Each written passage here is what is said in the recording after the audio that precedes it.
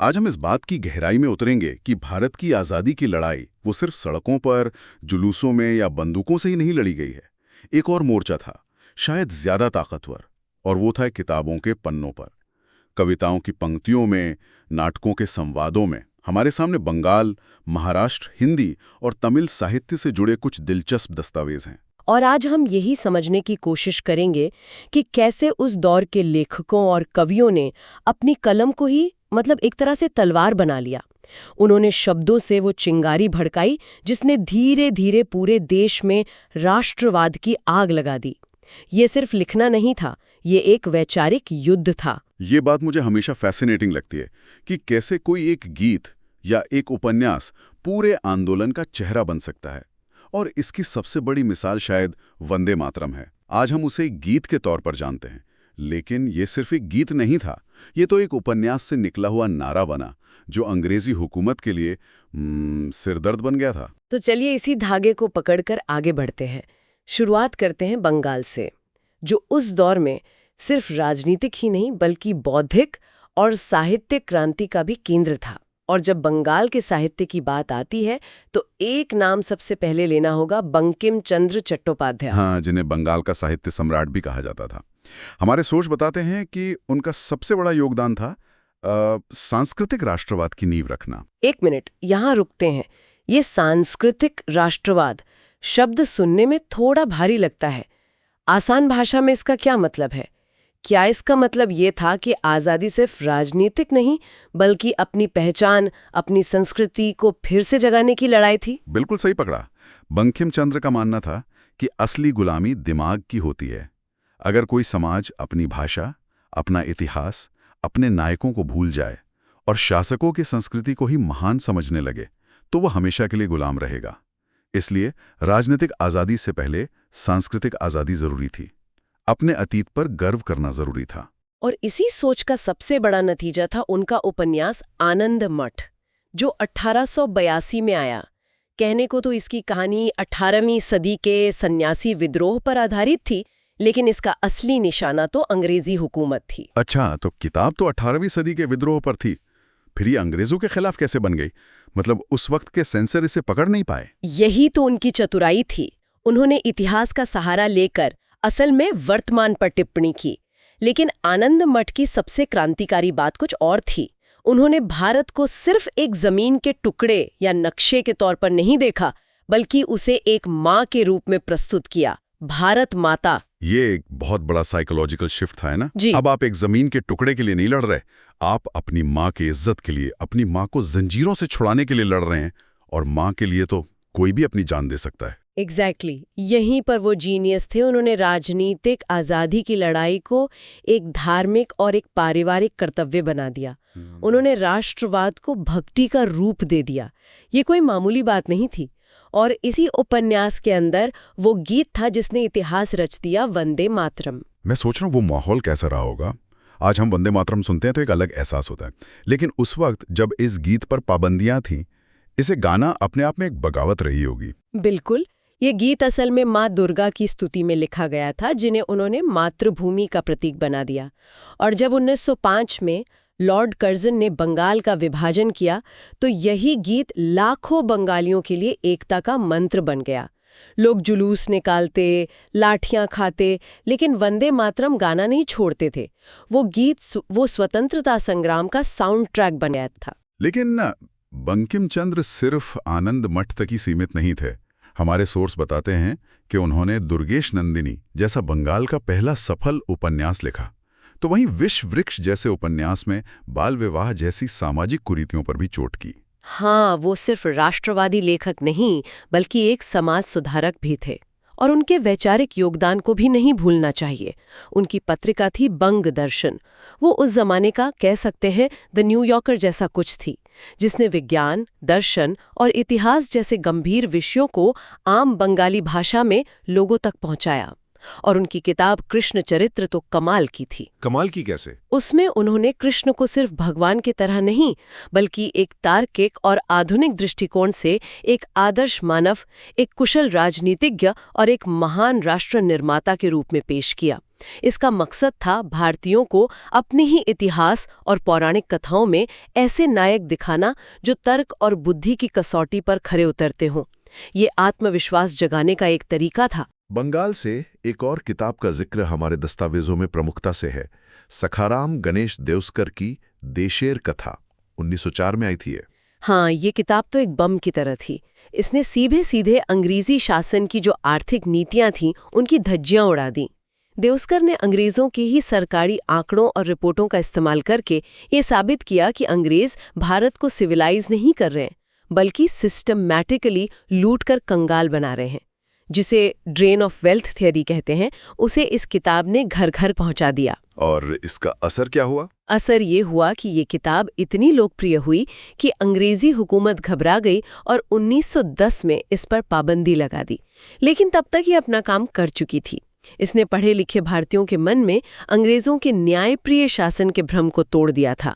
और हाँ, हमें रविंद्रनाथ टैगोर को भी नहीं भूलना चाहिए, जिनका लिखा जन गण मन देशभक्ति के साथ साथ मानवीय मूल्यों और सार्वभौमिकता का भी प्रतीक बना।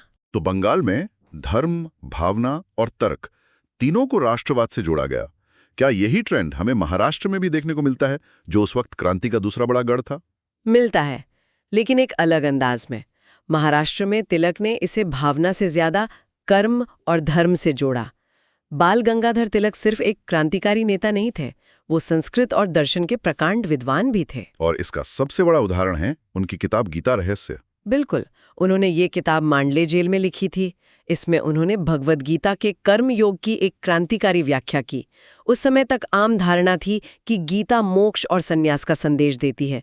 तिलक ने कहा, नहीं, गीता का असली संदेश कर्म करना है, यानी एक्शन लेना है, दुनिया से भागना नहीं है। और उन्होंने इस कर्म को उस समय के संदर्भ से कैसे जोड़ा? उन्होंने कहा कि आज के युग में अर्जुन के सामने जो धर्म संकट था, वही हर भारतीय के सामने है।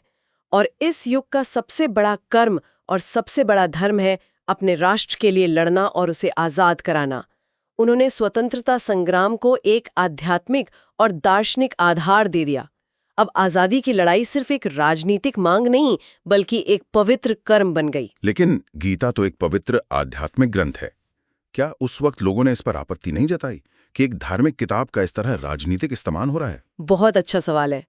कुछ नरमपंथी और रूढ़वादी लोगों ने की भी, लेकिन तिलक का तर्क था कि धर्म जीवन से अलग नहीं है। अगर देश गुलाम है तो कोई भी व्यक्ति सही मायनों में अपना धर्म नहीं निभा सकता।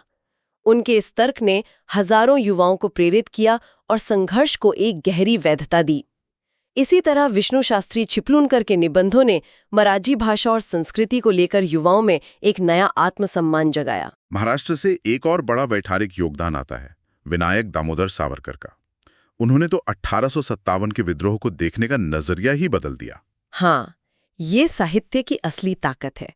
अंग्रेज जिसे सिपाही विद्रोह या सिपॉय म्यूटिनी कहकर खारिज करते थे, सावरकर ने अपनी किताब में उसे भारत का पहला स्वतंत्रता संग्राम का नाम दिया, the first war of independence. उन्होंने ये साबित करने की कोशिश की कि ये सिर्फ कुछ सिपाहियों का गुस्सा नहीं था, बल्कि हिंदुओं और मुसलमानों द्वारा मिलकर लड़ी गई एक संगठित आज़ादी की लड़ाई थी। कमाल है, मतलब उन्होंने 1857 की घटना के तथ्यों को नहीं बदला, बल्कि उसके अर्थ को, उसकी कहानी को पूरी तरह बदल दिया। बिल्कुल, उन्होंने अतीत को भविष्य के लिए एक हथियार बना दिया। उन्होंने लोगों को एक गौरवशाली क्रांतिकारी विरासत दी जिस पर वे गर्व कर सकें। ये कमाल की बात है कि कैसे अतीत को एक नया हथियार बनाया जा रहा था। एक तरफ सावरकर 1857 को दोबारा लिख रहे थे, तो वहीं हिंदी पट्टी में मैथिली शरण गुप्त भारत भारती के जरिए लोगों को याद दिला रहे थे कि उनका अतीत कितना गौरवशाली था। हाँ, अब हम हिंदी क्षेत्र में आते हैं। मैथिली शरण गुप्त की भारत भारती जो 1912 में आई, उसने तो उत्तर भारत में एक लहर पैदा कर दी थी। उस किताब के 3 हिस्से थे, अतीत, वर्तमान और भविष्य। अतीत खंड में उन्होंने भारत के स्वर्ण युग का बखान किया, वर्तमान में उन्होंने देश की दुर्दशा पर आंसू बहाए और भविष्य में उन्होंने इससे उभरने का रास्ता दिखाया। ये कविता इतनी लोकप्रिय हुई कि प्रभात फेरियों में, सभाओं में इसके पद गाए जाने लगे। इसने हिंदी भाषी लोगों में अपनी पहचान को लेकर एक जबरदस्त गौरव पैदा किया। और गुप्त से भी पहले भारतेंदु हरिश्चंद्र अपने नाटकों से यही काम कर रहे थे। उनका नाटक भारत दुर्दशा 1875 का, वो तो सीधे सीधे अंग्रेजी राज पर एक तमाचा था। दिखाया जिसे रोग, आलस्य, मदिरा और सबसे बढ़कर अंग्रेज मिलकर नोच रहे हैं। जब ये नाटक मंच पर खेला जाता था तो लोग रो पड़ते थे। इसने पहली बार देश की दयनीय हालत को लोगों के सामने एक जिंदा तस्वीर की तरह पेश किया। लेकिन जब हम हिंदी साहित्य की बात करते हैं तो प्रेमचंद का जिक्र किए बिना बात अधूरी है। उनकी कहानियां सीधे सीधे आजादी का नारा तो नहीं लगाती, लेकिन उनका असर शायद सबसे गहरा था। आपने बिल्कुल सही पकड़ा। प्रेमचंद का तरीका अलग था।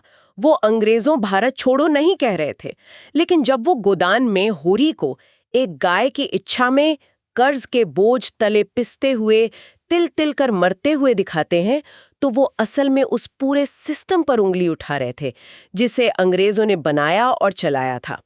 वो जमींदारी प्रथा, वो लगान का बोझ, वो भ्रष्ट ब्यूरोक्रेसी, ये सब उसी औपनिवेशिक व्यवस्था की देन थी। मतलब उन्होंने समस्या की जड़ पर चोट की। उन्होंने दिखाया कि आम आदमी, किसान, मजदूर की जिंदगी गुलामी में कैसी होती है। हाँ, उन्होंने राष्ट्रवाद को आम आदमी के दुख दर्द से जोड़ दिया। उनके उपन्यास रंगभूमि का नायक सूरदास एक अंधा भिखारी है जो अपनी जमीन बचाने के लिए अंग्रेज अधिकारियों और उद्योगपतियों से लड़ता है। प्रेमचंद ने दिखाया कि आज़ादी का मतलब सिर्फ सत्ता का बदलना नहीं, बल्कि उस गरीब से गरीब आदमी को न्याय दिलाना भी है। हमने पूर्व, पश्चिम और उत्तर भारत की बात कर ली। ये कहानी दक्षिण के बिना अधूरी है। वहां साहित्य की क्या भूमिका थी? तमिलनाडु में ये जिम्मेदारी उठाई सुब्रमण्य भारती ने, जिन्हें प्यार से महाकवि भारती कहा जाता है। वो सिर्फ कवि नहीं थे, एक तूफान थे। उनकी कविताएं आग की तरह थी, जोशीली, विद्रोही और देशभक्ति से लबालब। हमारे सोर्स में उनकी 2 रचनाओं का जिक्र है, कन्नन पाट्टू और पांचाली शपथम। इनके बारे में कुछ बताइए। कन्नन पाट्टू में उन्होंने कृष्ण को एक दोस्त, एक प्रेमी, एक गुरु के रूप में दिखाया, जिससे लोगों का ईश्वर से एक निजी रिश्ता बना। लेकिन उनकी सबसे क्रांतिकारी रचना थी पांचाली शपथम, यानी द्रौपदी की शपथ। ये महाभारत की कहानी पर आधारित थी, लेकिन ये सिर्फ एक पौराणिक कविता नहीं थी। तो फिर ये क्या थी? ये एक जबरदस्त राजनीतिक एलेगरी थी। उसमें द्रौपदी, जिसका भरी सभा में चीरहरण हो रहा है, वो असल में भारत माता का प्रतीक थी। पांडव जो असहाय होकर देख रहे हैं, वो भारत के नरमपंथी नेता थे, और कौरव जो ये अत्याचार कर रहे हैं, वो ब्रिटिश शासक थे।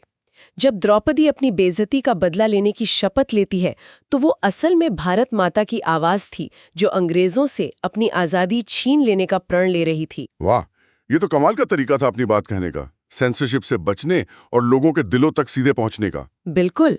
उन्होंने अपनी कविताओं से दक्षिण भारत में राष्ट्रवाद की ज्वाला जला दी।